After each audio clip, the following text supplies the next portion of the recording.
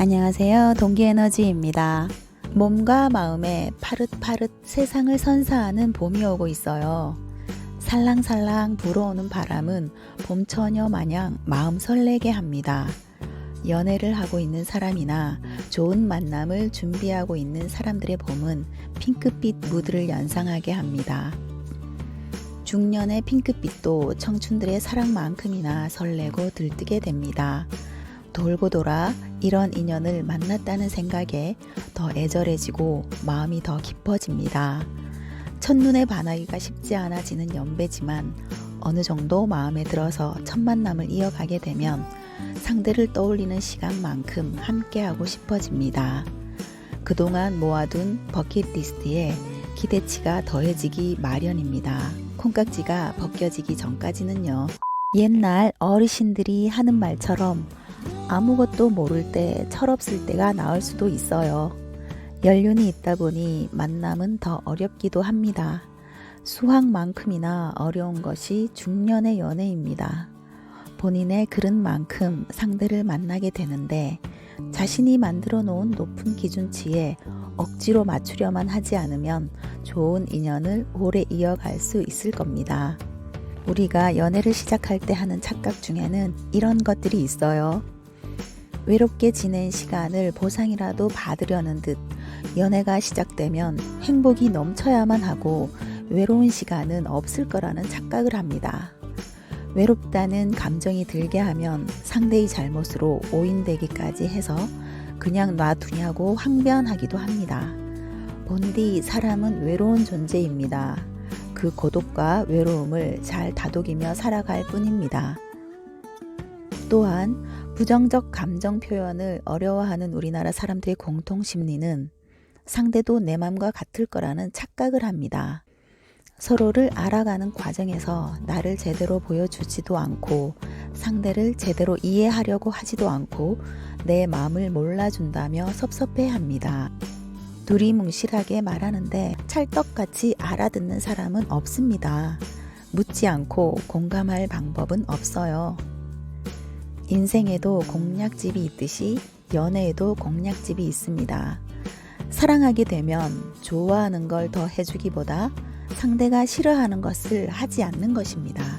혼자 착각하지 않고 오래 인연을 이어가는 3가지 방법이 있습니다. 첫째, 쿨한 사람 되는 것.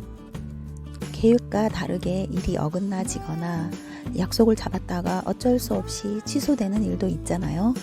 어쩔 수 없이 그런 상황이 생기면 미안해하는 상대에게 쿨하게 답해줍니다. 그러지 않아도 미뤄둔 일이 있는데 그 일 하면 되니까 일 잘 보라고요. 혼자여도 좋고 함께여도 좋다는 이런 나이스한 사람이 되는 것은 멋지지요.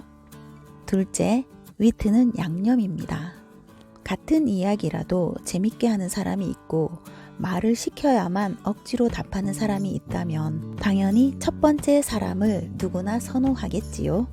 그런 사람은 한정적이라 흔하지 않으니 조금 노력해 본다면 짧은 대화에 센스나 위트를 더하는 것입니다. 예를 들어, 너에게 벽이 느껴져. 완벽. 너 옷에 풀 묻었어. 뷰티풀. 피식 웃게 되기도 합니다. 분위기에 따라 과하지 않게 한두 번씩만 뿌려주면 무미건조한 맛에 새콤, 달콤, 매콤한 맛을 입히는 것과 같아서 대화가 더 즐거워집니다. 셋째, 공감 피드백을 주는 것. 대화를 할 때 남자는 문제 해결 위주이고 여자는 그 기분을 공유하고 싶어 합니다. 상대에게 이야기를 하다 보면 해결은 되지 않더라도 그 당시에 내 마음은 이랬다는 과정을 이야기하는 대화 자체가 목적입니다. 여성과 이야기할 때 문제 해결 위해 논쟁을 벌이기보다는 긍정적인 마인드로 잘 들어주기만 해도 됩니다. 내가 당신 이야기를 듣고 있다는 리액션 3개면 대화는 이어나갈 수 있습니다. 진짜? 정말? 웬일이야? 이 3가지로 돌려막기 하세요.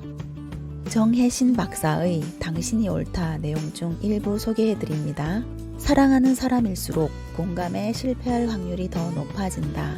그 관계가 깊어질수록 사람은 더 많이 오해하고 실망하고 그렇게 서로를 상처투성이로 만든다. 누구나 다 그렇다. 멀리 있는 사람에게는 차라리 공감이 쉬운데 가까운 사람은 더 힘들다고 했습니다. 함께하고 싶은 것이 있다는 건 아름다운 일인 것 같습니다. 42.19km를 같이 달리며 완주할 수 있게 해주는 페이스메이커 같은 분을 이 봄에는 만나기를 바라봅니다.